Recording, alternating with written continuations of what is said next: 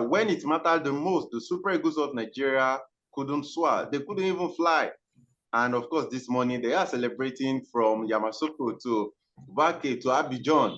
And that is, of course, the summary of the 34th edition of the Africa Cup of Nations. The hosts are the champions. They are the new champions of Africa. I will say congratulations to everyone in Cote d'Ivoire. And the Super Eagles this morning, of course, I'm sure up till now, they are still licking their wounds. Kado Gundare, Busy, and James Agberebi will be looking at what we found out yesterday at the Olympic Stadium in Abidjan. Guys, good morning and welcome to our review of that game.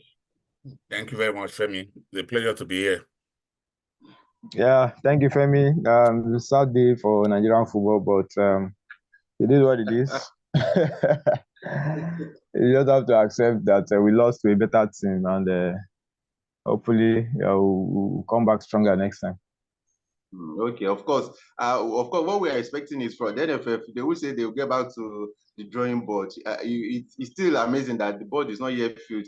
Before we go ahead, we'll say a very big happy birthday shout out to Kado Kundare. He's celebrating his birthday today. Unfortunately, the Super Eagles couldn't give him a birthday present, but all of us here on Sport Africa, and of course, all our fans across the world, wishing you a very wonderful birthday today. Yeah, thank you very much, Femi. And thanks to everyone. All right, let's get started. Kyle, it's my little birthday gift to you. I will be starting with yesterday. I think I should ask you because in that preview, I remember particularly you said these Ivorians look like a damaged team. But I would say if they are damaged, it seems the Super Eagles are even more damaged than they are, because what we saw yesterday is something that a lot of people are still trying to find words to explain. Femi, let me start by saying congratulations to the Ivorians. They fully deserved to win yesterday's game, not the competition. They deserve to win yesterday's game, and I'm going to tell you why I make that clarification. Before yesterday, well, this was the final. They had no business even being in at all. They should have been knocked out if we judge by the results from the group stages. Well, of course, they had the second chance and they made the maximum use of it.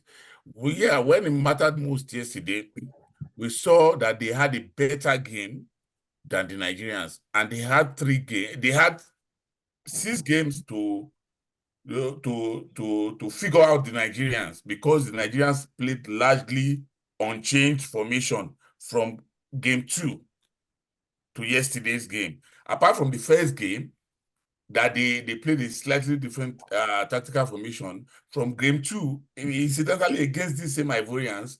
So yesterday's game, it was still the same tactics. Apart from the fact that they played just the same tactics, which made it easy. If you have any atom of tactical knowledge, you would find that it's easy to figure out the Nigerian team. Then what Angola showed against Nigeria, what South Africa showed in these semifinals, showed that it is easy to cage the Nigerians because the tactics has always been the same.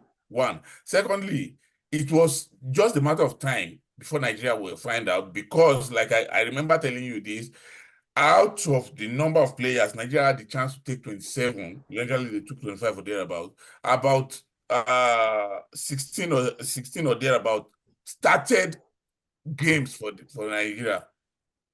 Others made cameo appearances, like Onuachu, like Omeru. They just made cameo appearances. What's his name now? The young guy, the number 4, Alassane Yusuf, just started 2 games.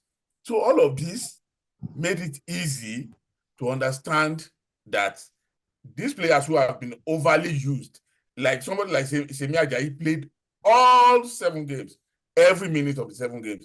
Troost-Ekong only missed 1 game. Nwabali missed only 10 minutes out of 7 games. I can go on and on, Femi. There was going to be mental fatigue at the point in the game. You saw Olaino didn't particularly have a bad game yesterday, but because of the standard we are used to with Olaino, yesterday was one of his worst of days. So all of this, if you take everything together, contributed to why Nigeria's game yesterday was shocking.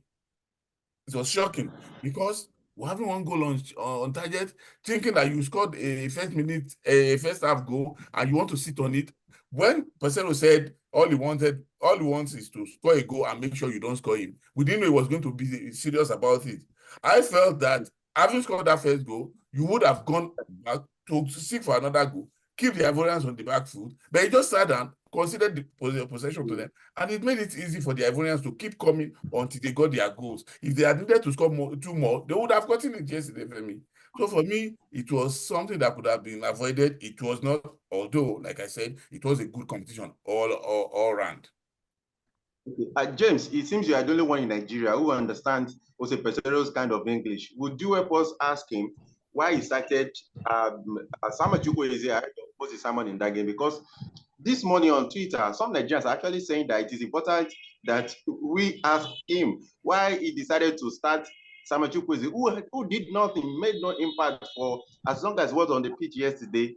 No impact at all, no single impact. And he decided to start him against Moses Simon, who you will say has been used to playing up front with Osimhen and of course Ademola Lookman. Well, just like what you said, he is the one in a better position to explain to us why he decided to bring in Samuel Chukwueze, because from all the games Samuel Chukwueze played in this tournament, I find it difficult to pick one particular game that he was very, very outstanding. You know, I don't know, maybe again, the game against South Africa, he made some clever passes, but overall performance was not it. I mean, he didn't really sparkle at all. So I was shocked when I saw the lineup and he was starting. I felt the occasion will overwhelm him, and that was exactly what happened. He didn't defensively, it was the liability. Going forward, he didn't add anything to the team. So it wasn't a surprise that, remember, he got replaced early in the second half. But unfortunately, that was when the Super Eagles was on the back foot. The pressure was just mounting, and they were just trying to hang on him. For me, it's on the coach. I want to say because of the personnel that he had, but I think he wasn't smart enough.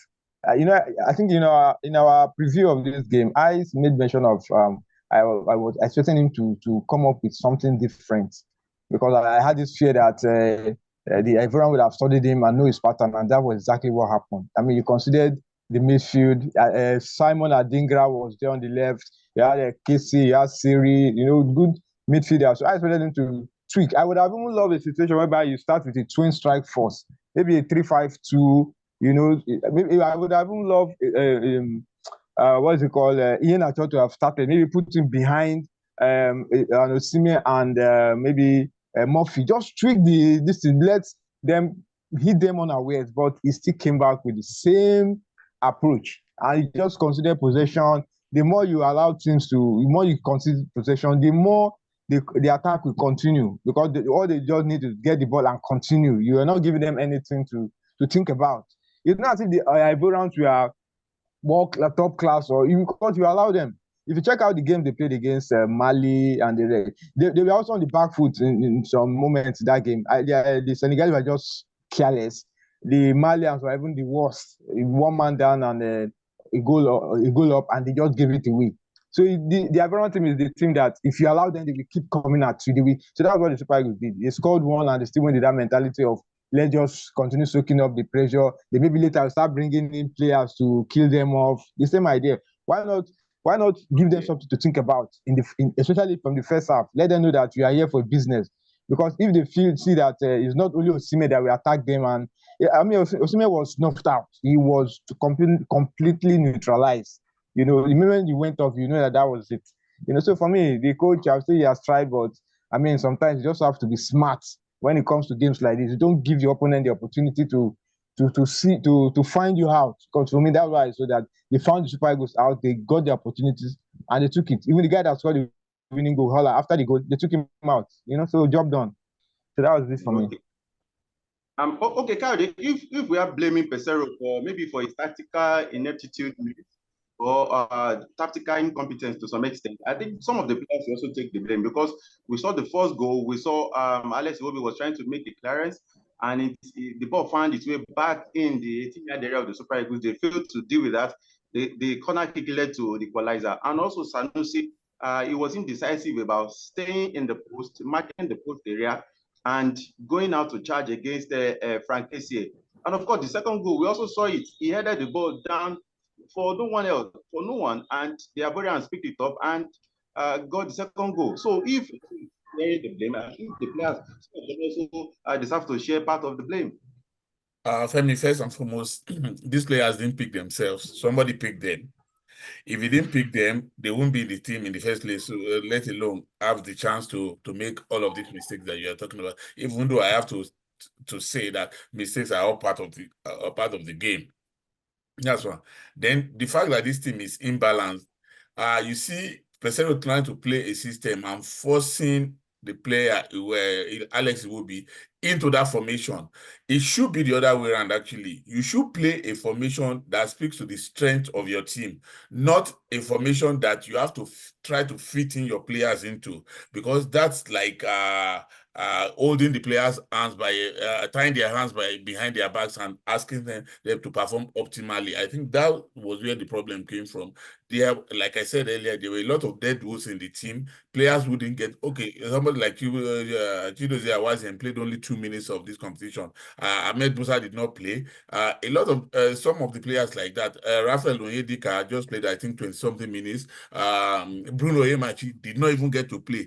The question for me is, why take these players along if they were going to be surplus to requirement? You could have used that opportunity to pick other players who would have helped you. Look at the Ivorian team in contrast. When the team is the same as the one that fumbled all through the group stages. But you know what? There were players on the bench who the new coach felt should have been given a chance. When he had the opportunity, he brought them in, and you saw a totally different Ivorian team. The problem with us is, look at the Teremofi. Teremofi is a player that any team at the AFCON would have been happy to have. You see him reduced to big part roles, coming in for 5 minutes, 10 minutes. The same with Paul Onuachu. So what are we saying? The team was grossly imbalanced, and that's the problem. Not about the player. I don't want us to lose focus. It is about the manager. He has to carry the can. Okay. James, let's talk about officiating the first half. Some Nigerians have also pointed fingers at the Mauritanian center referee. Though there were a couple of decisions that, of course, a lot of people thought it got wrong. But what will you make of the officiating generally in the game, in the first and second half? Well, for me, I personally, I didn't see anything wrong with the officiating. There are some of the calls which, when the team loses, you always want to, whatever you can lay your hands on to blame for the defeat. You're ready to do that. They are just normal scuffles between players. I mean, it was a final, so you don't expect soft. I mean, you just have to go in there and give your best, not waiting for the referee to start doing things to favor you. I mean, even there's one incident that involved Osimhen and one of the defenders. So I thought because the way Osimhen was demonstrating, you would think the guy deliberately wanted to. But when I saw the slow motion, normally as a player, when you go up there to contest, I mean, there's no way you will not go with your hands. So I didn't see any malice in what the guy did. Maybe the Osimhen was just trying to put pressure on the referee, and so for me, the referee had no. It wasn't the referee that asked our coach to select the kind of player he did or play the formation he did. I mean, we were just outplayed. Sorry to cut you. How about Franck Kessie's elbow on Seydou Sanusi? That was very, very dangerous. Well, I think we see players do that a lot.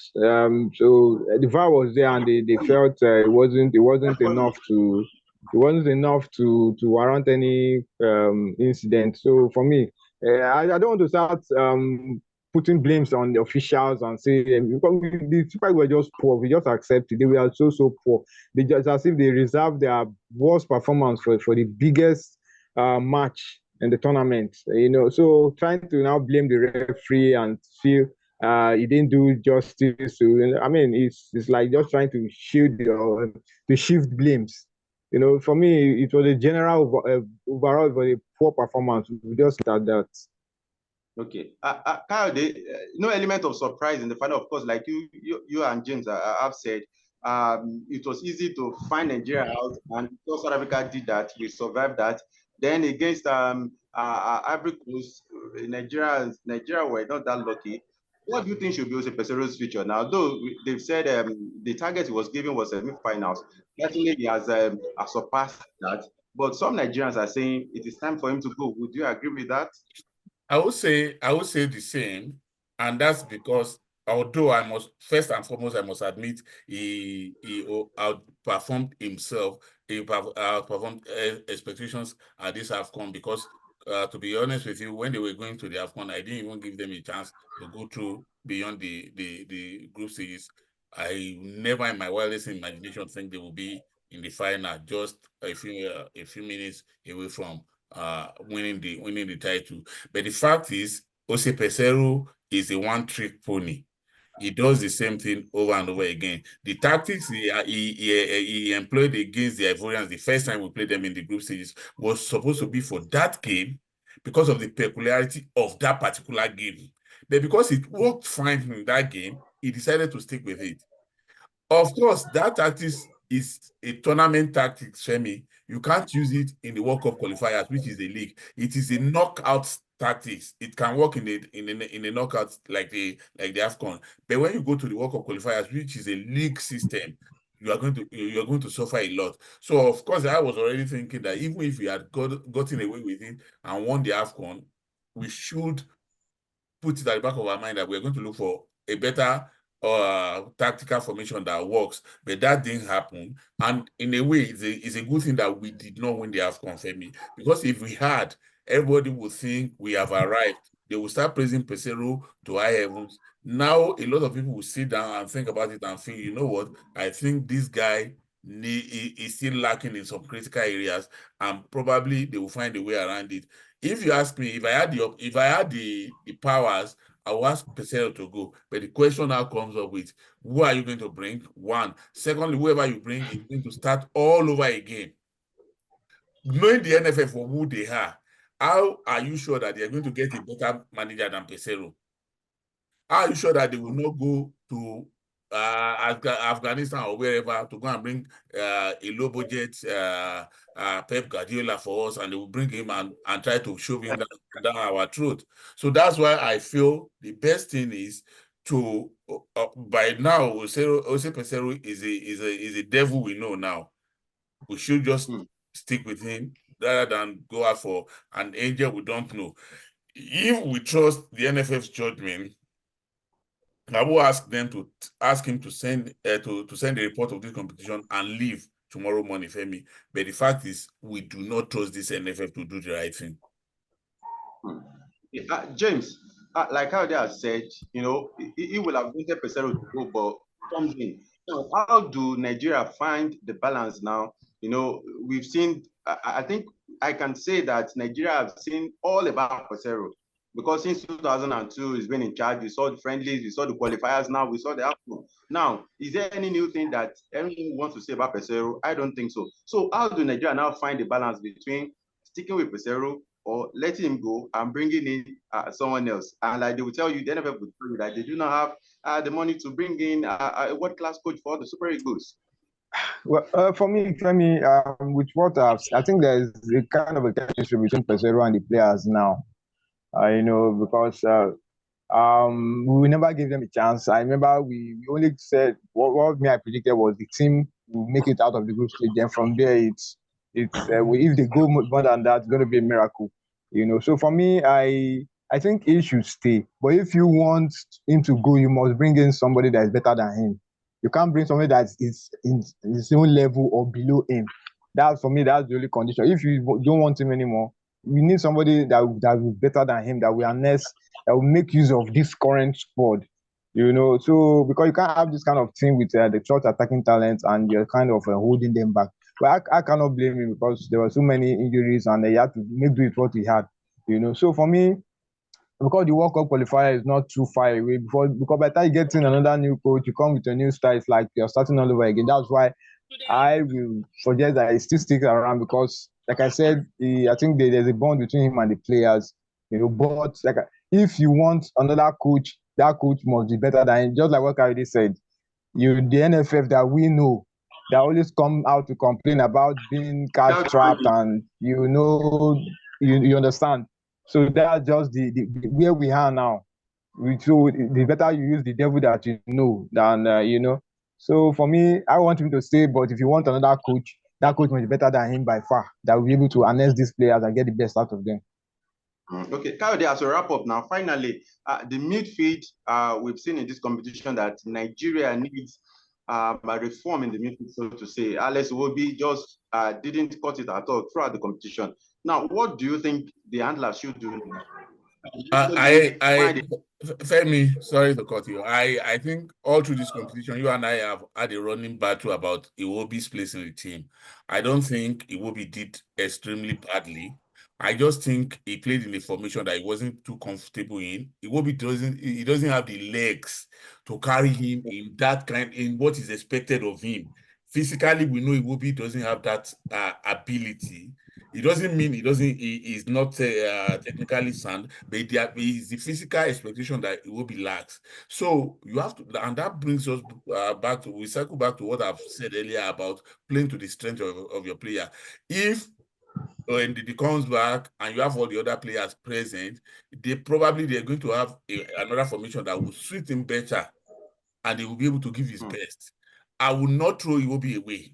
If I had the opportunity, I would not throw Iwobi away. All I would just do is find a better formation that will accommodate his physical ability and his mental strength. That's what I think we should do. But I see a lot of commentaries about people saying Iwobi was so poor in this competition. No, I do not agree that Iwobi was poor in this competition. I just feel that Iwobi had played in a formation that did not play to his strength, to his greatest ability, and that's why I think so. Iwobi should still be a good part of this team going forward. Okay, all right. So we'll get our fingers crossed as far as what Sébastien will do, because there's a report, an unconfirmed report, saying that the Portuguese will not be staying back as Super Eagles head coach. So we'll wait, because according to that report, said what he had wanted to do was to win the AFCON, but since it wasn't possible, it will be throwing in the towel. So we'll see what happens to Pesero, the NFF, and the sports ministry, if they will be able to find a common ground to make him continue. Then, of course, also, I know the Super Eagles will have the likes of Tawa Wodi, what's his name now, Victor Boniface, and Victor Wilfred in the back into the squad for the remaining games of the 2026 FIFA World Cup. Cardi and James and our fans across the world, thank you so much. It's been an awesome ride with you guys. It looked as if it was going to be forever, but here we are. We are at, I would say, we are already at our destination regarding the AFCON. Thank you so much for your time. Thank you. Thank you very much, Femi. See you the next time. Yeah, thank you, Femi. It was a pleasure doing this with everybody. So see you next time. Okay. Akadi, where is the after party today? Birthday, we have to do something. Forget about what happened yesterday in Abidjan. We just have to do something today. Well, you have my address. You should drop by anytime during the day. I'll be available. I'm scared of those retailers. I'll be available anytime during the day. Just come around. Okay, all right. So across the world, we appreciate you so much for your support, for your company, for your words of encouragement, for keeping cool with Sport Africa. We appreciate you.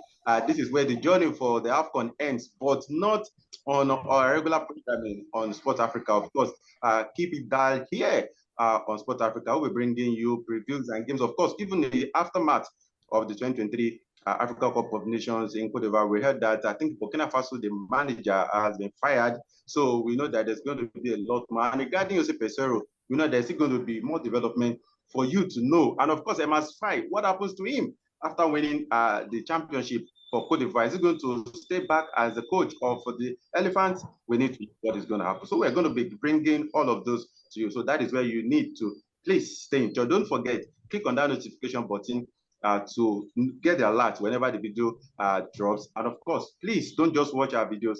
Please subscribe. Share the videos, tell someone about our channel. We will continue to do our best here to get you entertained, informed as far as football and other sports on the continent is concerned. Thank you so much once again for the company. I remain Ashalulu Afemi. We'll see you all very soon. Bye for now.